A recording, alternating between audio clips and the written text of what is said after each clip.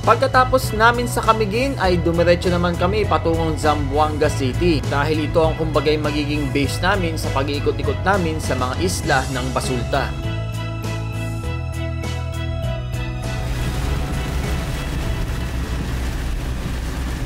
Sa biyahe namin malapit sa Cagayan de Oro, sa mga bahaging ito inabot kami ng malakas na ulan. Kaya dito na rin kami naisipan namin mag-stop over para kumain. At naalala ko, meron nga pala akong isang alam na masarap na kainan dito na panood ko sa TV. Itong Steve's Barbecue. Sikat na sikat yan, di sa Cagayan de Oro. Ayan, dito na kami ngayon sa Steve's. Dito kami kakain. Ito yung sikat na kainan dito ng chicken barbecue.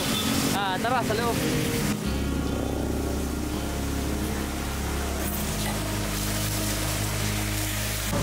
So sa akin, try niyo yung pork namin, sir. May pork sila. Pork at saka chorizo, sir. Pork sa chorizo? Yes, sir. Hindi ako ayaw na, no? Dito ako sa pork, no? Try natin. Pork? Sige, order muna kami ng isang pork, tapos saka 3 pitso. Yan. Tapos, murang only rice nila, oh. Isang kanin, 25, tapos 35 yung only ka na. Okay, yan. Coke, tatlo? Chris, sa'yo, Coke? Sige, mamaya na mag-set ko. Baka maubos agad namin. Tapos only rice ba tayo? Oo, only na. Naku, nakasabak na naman sa only rice. Ano ba yan? Puro tayo kanin, hirap magdahan pag nasa galaan. Hindi nga matatawaran ng delegasyon. Malaki-laki rin ang kainan nila, ha? Sa mga sensitive kampo. Oo, maganda sana rin dito, kaya lang naulan. Binabantayan nila ang mga teritoryong hawak na.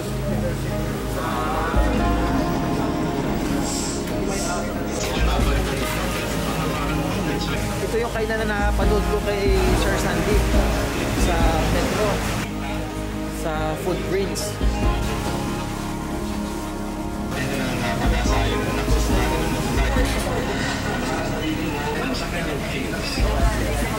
Okay na.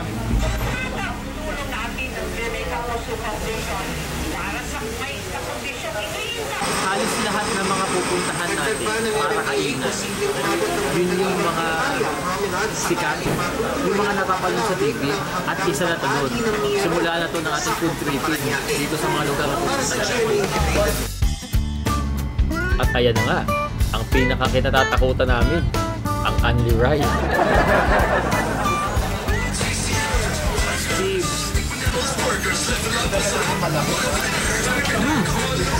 Pasado sa akin. Hindi siya matamis. Masarap siya. Mapaparami namin ang kanin niya.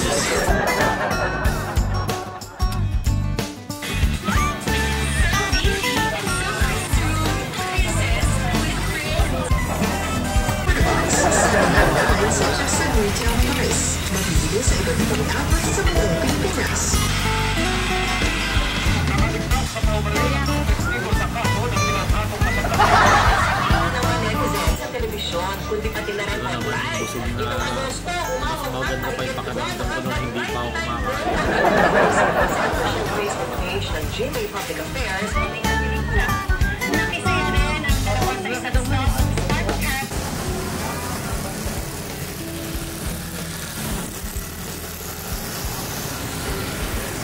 maraming kainan dito sa kahabang ito pala ng kalsada dito sa Cagayan de Oro. Alam niyo yung busog ko ngayon? Hirap huminga. Yung ang description namin dito talaga ay mas mabuti pang huwag ka na lang kumain. Mas maganda pa yung pakiramdam mo nung hindi ka pa nakain. Sobrang bigat sa pakiramdam. Parang sasabog yung tiyan ko.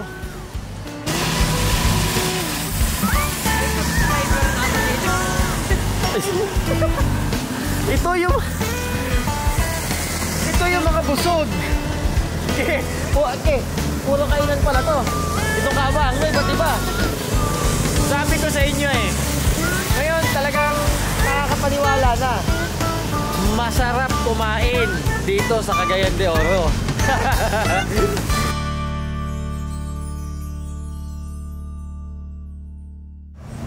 Tingin tayo ng Melita para sa ating kape. SNR Cagayan de Oro. Ang bibilin lang namin dito yung Melita na filter nung coffee beans namin pag nagkakape. Maubos na eh, baka abutan kami ng ubos. Eh medyo mahirap hanapin yun. Yung cone, yung brown paper, yun lang. Eh nagkataon, meron pala dito. Napakabig kami. Mas marami itong naman kaysa doon sa mga napupuntahan natin sa Marzan.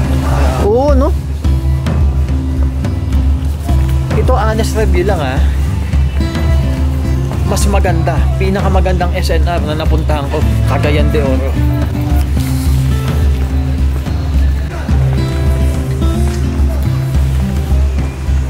There's na oh. Dito na yun. Alam mo magkakalalayo pa? Melita, Melita. Naku, wala ata. Wala. Wala. Wala. Nako. Nabili ko kasi yun sa Landers. Kaso kayo, nag-iba na yung stock ng Melita sa Landers. Naging ganito na rin. Hindi na siya yung parang cone. Naging parang bowl na siya, itsura niya. Hala, saan tayo kukuha nun? Tubig lang ang mabibili natin. At gaya ng mas nakasanayan, dumiretso na rin kami para matulog. At nakahanap din kami agad ng isang magandang mapepesuhan dito sa isang tabi ng gasolinahan.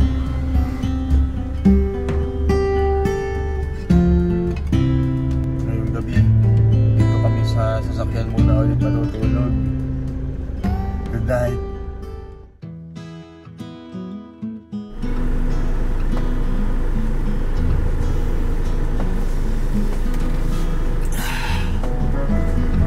Morning!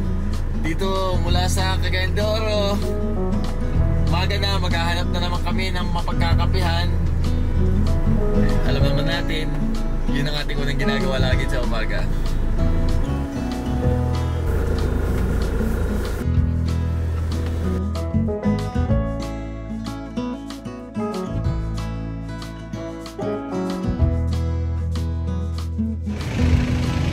Nandun tayo, bili mo tayo ng ano, ng kape.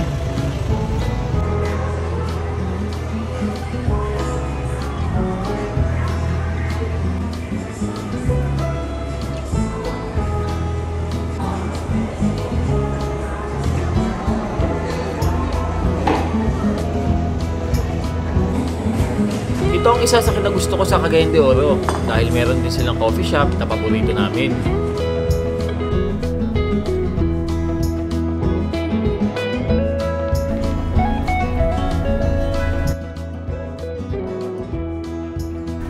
Lagi ko nadadaanan itong Cagayan de Oro, pero ngayon ko lang napasok yung loob nito. Kaya wala siya medyo na-explore.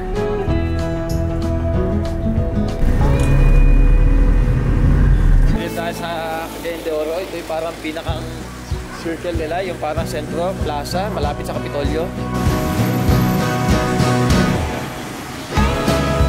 Live in a brand new season of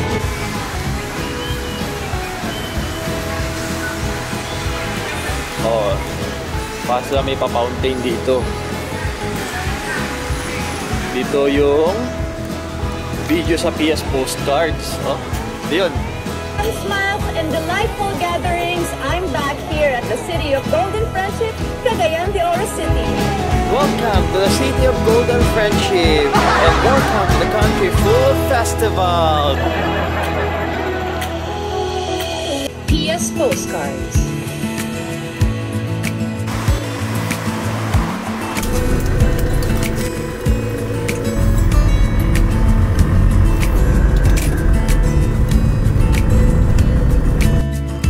Ito ang Cagayan de Oro City, isa sa pinakamaunlad na syudad sa Mindanao.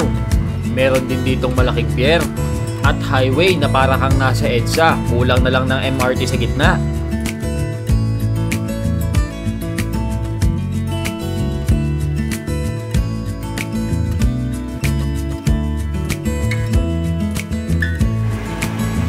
At dahil malalayong isla ang target namin puntahan, nagpakarga na kami ng mga container para may baon kami sa daan. Naghahanap container. Kasi mahal na ang crudo doon sa bandang yun. Tapos medyo mahirap din ang gasolinahan base sa experience namin. Kaya nagsisigurado na. Iyan tatawin natin. Pagbalik ng Bisaya. Siya si Checkers. Bago naming aso, galing sa kaibigan namin. At sakayan naman si Lab. Nakakalungkot nga lang isipin kasi wala na isa naming dog, si Gold. I don't know. I was just sorry.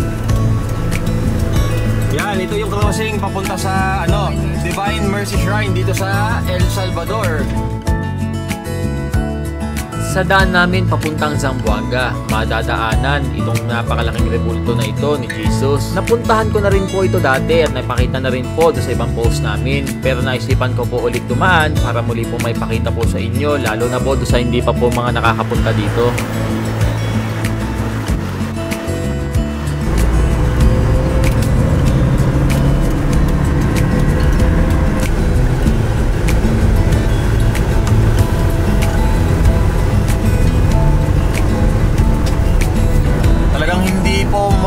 Wala sa akin yung laging pagkamangha sa kung anong mga nakikita ko dito sa Mindanao. Ganda dito. Lalo na yung mga karsada, gusto ko po dito. Kasi kung ikukumpara nyo po sa amin, ay di hamak naman po. Talaga napakalaki po ng pagkakaiba dito. Kaya talagang mapapa-wow Mindanao ka. Wow! Wow! Wow! Mindanao! Wow! Wow! Wow! Mindanao! Wow! Wow! Wow! Mindanao! Ito po yung kanilang coastal road po dito. Ito pong tabi namin, ito po yung dagat. Hindi ko lang po mapigilan na maging emotional ngayon kahit papano kasi ito po yung mga lugar na marami pong alaala yung namatay ko pong aso. Kasi ito lugar na ito, medyo napastay ako sa isang gilid nito kasi nabutan kami ng change oil nito nung nakaraan naming libot dito. At naglalaro pa yung aso namin doon sa area na yun. Kaya pagdaan ko doon maya maya masakit po, iba po sa pakiramdam. Pero ito yung mga bagay na kailangan namin nakaharapin kasi ito po realidad at kailangan na lang po tanggapin. Buhay dito sa Mindanao. Wow! Wow! Wow! Ayan, welcome! Iligan City! The city of waterfalls. Dito po yung sikat na talon na kahit nung hindi ako nakikinig, no, ako po yung nag-aaral pa, nakukuha attention ko. Yun yung The Majestic Maria Cristina Falls. Mamaya papakita ko sa inyo. Ha? Malapit na po tayo.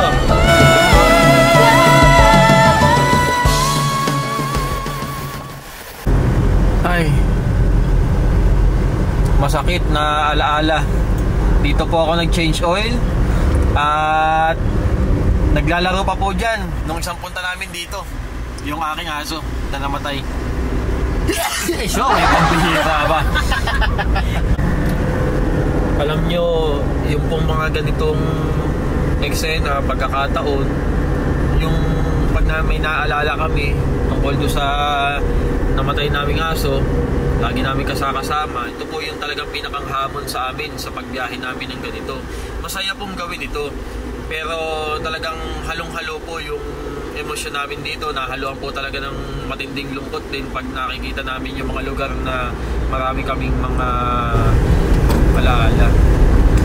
Masaya sana kasama siya, pero yun nga, nawala na. Ano to? L300 ba to? O pa L3 nga, no? Power. Ito pong punta namin na ito dito sa Mindanao ay meron po palang parang kumbagay pagdiriwang, kapiestahan po ng buong Mindanao. Tama ba, Nikki? Halos lahat, ano? Sunod-sunod ang mga kaganapan dito sa Mindanao ngayon po. Nako, umuulan pa. Mukhang hindi pa po namin ata mapapakita sa inyo ang Maria Cristina. At dahil hindi nga magandang panahon dito sa mga area na ito, ay dumiretso na kami papuntang Zamboanga, Sibugay. At malamang hindi na namin kayanin din dumiretso pa sa Zamboanga City, kaya pagdating ng Ipil, doon na kami magpapalipas ng gabi. At gumanda na po ang panahon dito, maganda na. Pinalampas lang kami sa Maria Cristina, tapos okay na ulit. Kaya pagbalik natin sa Mindanao, magkakameron ng tulay. Ang alam ko dito yun eh. Ang alam ko ito yung Pangil Bay. May Pangil Bay Bridge na tinatawag yan. Doon sa likod, yung nakikita nyo doon, yun yung dapitan. Doon yung sinasabi sa dokumentary na napanood ko kay Howie Severino na doon daw huling tumibok ang puso ni Rizal, ang ating pambansang bayani. At hindi, nagkameron siya ng ano doon, ng girlfriend. Ang pangalan ay si Josephine Brackett na taga Hong Kong, parang kung di nagkakamay, taga Hong Kong. At siya nga ay ano, nakataya pa sa loto nung siya napunta sa dapitan. At tumama siya. At yung pinagtama niya sa loto ay ibinili niya ng lupa sa tabing dagat doon sa isang area ng dapitan. At dahil din sa pagiging talagang busilak ng puso ng ating pambansang bayani, ay gumawa siya ng isang malaking mapa sa tabi ng simbahan at makikita mo siya pagiging umakyat sa tore ng simbahan ng dapitan. Dahil sabi sa napanood ko ay ang mapa noong unang panahon ay nahawakan lang ng mga tao na may mga matataas na pinag-aralan. At doon sa kanya nga palang ginawang libingan tuloy, doon sa lupa na kanyang binili ay nagtayo rin siya ng paaralan. At yung korte ng bawat isang kubo doon ay merong iba't ibang hugis para ito ay ipakita sa kanyang mga mag-aaral kung ano nga ba ang tawag at itsura doon sa mga iba't ibang hugis na yun. At ano pa nga bang mga natutunan ko doon? Meron din siya nga palang nakilala ata doon na mag-aaral ng Ateneo de Manila. At yun ang kanyang naging matalik na kaibigan sa dapitan. At hanggang sa kasalukuyan ay meron pa rin mga naiwang mga gamit doon si Rizal. Kabilang doon yung mga sinaunang maleta na galing New York. Baul siya, yun ang pinakang baul ng mga sinaunang tao noon. At ang ginagawang bagong tulay din po dito na parang malapit ng matapos ay siya po ang magkakameron ng record bilang pinakamahabang tulay sa Pilipinas. Na may habang hindi ko po alam, pero basta pinakang mahaba na tulay. Sabi po ni Idol Sef TV, si Joseph Pasalo ng Leyte. At base din po sa mga naaalala ko doon sa napanood ko, para nagkadak din po ata si Rizal at si Josephine Brackett. Pero namatay po ata o naagas, at yun po ay inilibing doon sa kanyang nabiling lupa. Pero wala pong nakapagsabi kung saan po yung eksaktong lugar doon, kung saan talaga inilibing po yung baby. Ano pa nga ba yung business ni Rizal doon, ha? Meron talaga. Parang Tigil-tigil naman yan. parang iba't ibang klaseng halaman. Yun ang pinagkakakita niya doon sa kanyang lupang ibinili. Parang barter eh. Parang itinetrade niya kapalit ng ibang produkto sa Espanya. Yung iba't ibang klaseng halaman o halamang gamot, parang ganun.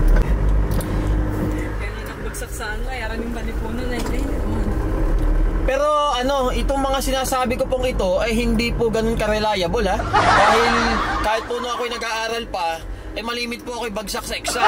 Pero yun po kasi napanood ko lang talaga. At yun po tumatak sa isip ko. Pero 85% sure po ako na parang tama yung sinasabi ko. Pero parang din lang po, hindi ko talaga sigurado. Sabi mo, hindi ka lang sure. Hindi lang po ako sure. Kung gusto nyo po talaga na masigurado, kung kayo po interesado po doon sa aking mga pinagsasasabi, panoorin nyo po si Sir Howie Severino sa kanyang, kung di nagkakamali, Eyewitness yun.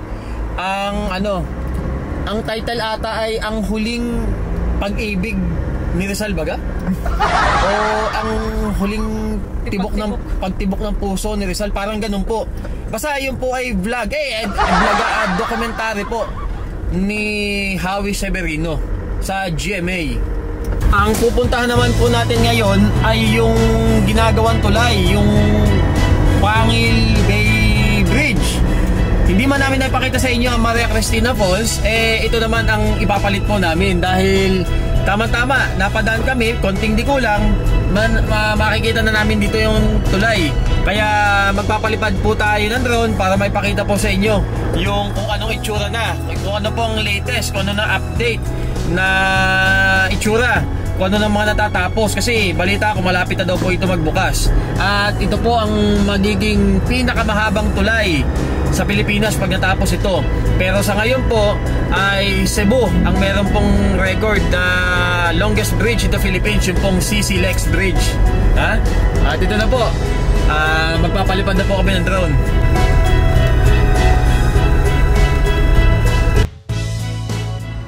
Kung kayo naman po ay nagtataka kung bakit ito magiging pinakamahabang tulay pag ito po ay natapos, ay dahil po ito ay purong bridge.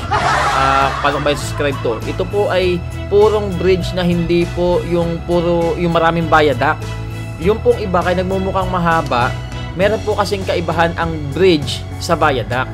Dati po ay hindi ko rin po alam yung tungkol dyan. Napanood ko lang po kay Sef TV. Kaya para po mas maganda na explain, sa kanya lang po kayo manood pagdating po sa details po ng mga iba't ibang infrastruktura dito po sa ating bansa. Na ginagawa. Nakita ko kay Sef TV yan. Parang dyan ikaw connecta. Pasok na po tayo na Sultan Naga Dimaporo.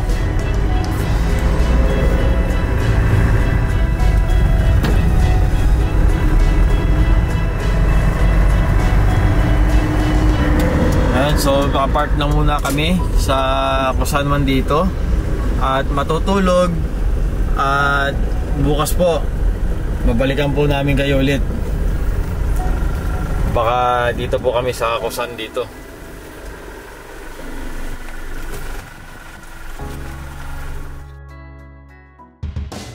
Sa susunod na episode, ang pagtuloy-tuloy ng biyahe namin padiretso ng Zamboanga City.